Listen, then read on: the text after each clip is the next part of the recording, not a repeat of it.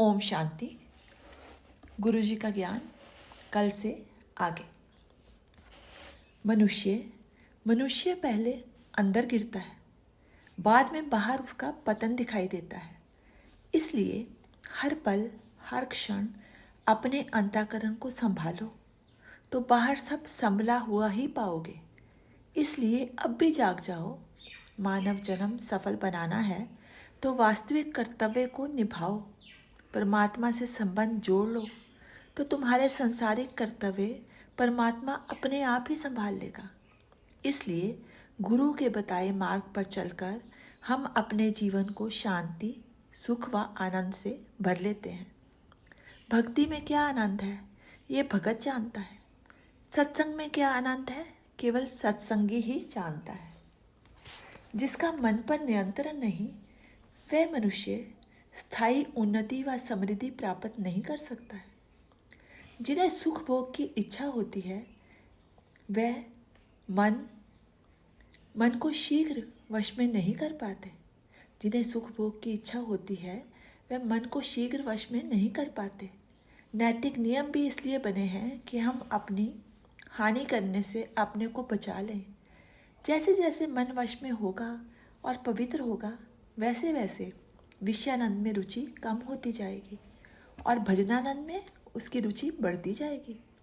अंत में शुभ संकल्प और कर्मों के कारण उसके जीवन में ऐसा समय जरूर आएगा जब भजन भी उसे फीका लगेगा और वह व्यक्ति परमात्मा का खोजी बन जाएगा। उसका जीवन फिर लाभ, हानि, मान, अपमान से हटकर केवल ईश्वर की खोज में लगा रहेगा। तब साधक का भीतरी विकास होने लगता है और दिनों दिन उसकी सुख भोग की लालसा कम होती जाती है। अब वह केवल ईश्वर में ही अपने सुख व आनंद की चरम सीमा को पाता है। अब उसे संसार के व्यर्थ के सुखों में आनंद नहीं आता। नंबर 1 पर है, जिन व्यक्तियों में तीव्र रुचि और अरुचि होती है, तीव्र राग व द्वेष होता है, वो जल्दी मन को वश में नहीं कर सकते। दूसरा, जो व्यक्ति अनैतिक जीवन बिताते हैं, वे मन वश में नहीं कर पाते। तीसरा, जिन्हें जानबूझकर दूसरों को हानि पहुंचाने की आदत हो, वह भी मन को वश में नहीं कर सकते। जो ईर्ष्या करते हैं, अभिमान करते हैं, वो भी मन को वश में नहीं कर सकते।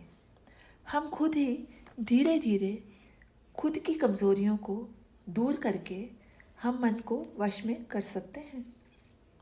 मैं खुद ही अपने कर्मों का प्रतिफल हूँ। मेरे कर्म भले हों या बुरे, मैं ही उनका उत्तराधिकारी हूँ। इसलिए अहंकार व वासना को दूर करने के लिए सतत याद रखो कि एक दिन रोग, वृद्धावस्था व मृत्यु जरूर आएगी और हमारी प्रिय से प्रिय वस्तु भी छीन कर ले जाएगी। इसलिए सारे सुखों को भोग लिया, देख लिया, अब भी समय है ईश्वर की खोज कर अपने भीतर जो नित्य आनंद में आत्मा है उसकी खोज कर। और जब तक जीवित है, कर्म तो करना ही होता है। वो जीवन को रचनात्मक कार्यों में लगाए। घृणा, क्रोध, भय, ईर्ष्या, लोभ, मोह, दंभ आदि को समाप्त करते जाए। अपने भीतर सद्गुण की वृद्धि करते जाए, तभी अंतःकरण शुद्ध होगा। पर सत्वगुण ही हमें जीव को परम धाम में जाने की राह तक पहुंचाता है और ब्रह्म ज्ञान से सत्वगुण में भी काफ़ी दूरी पर होता है। पर परम निष्ठा से मुझे निरंतर भजने वाला व्यक्ति गुणों के भी पार होकर निर्गुण निराकार के क्षेत्र में प्रवेश पा ही जाता है। अच्छे गुरु का, तत्वज्ञानी गुरु का संग ऐसे में मिल जाए तो मन को हरि चरणों में लगाना आसान हो जाता है। गुरु जी के ज्ञान सुनते सुनते जीवन कैसा नित्य आनंद में बीत रहा है, ये प्रतिपल अनुभव हो रहा है। इसलिए परमात्मा का चिंतन, अनुभव व नाम की जड़ें और गहराई तक ले जाने की साधना कर रहे हैं। अपने अंतःकरण में उतर कर दृढ़ कर रहे हैं ताकि माया की आंधी उस सात्विक वृत्ति को ऊंचाई की चोटी से गिराने में असफल रहे। हे परमात्मा, आप नित्य माया को रूप बदल बदल कर अपने भगत की परीक्षा लेने भेजते रहना और भगत परीक्षा दे दे के आपके द्वार तक पहुंच जाए।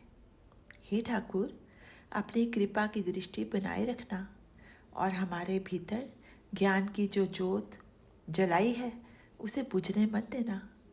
खुद को जान ले तो जीवन धन्य हो जाएगा। ओम शांति। शेष कल।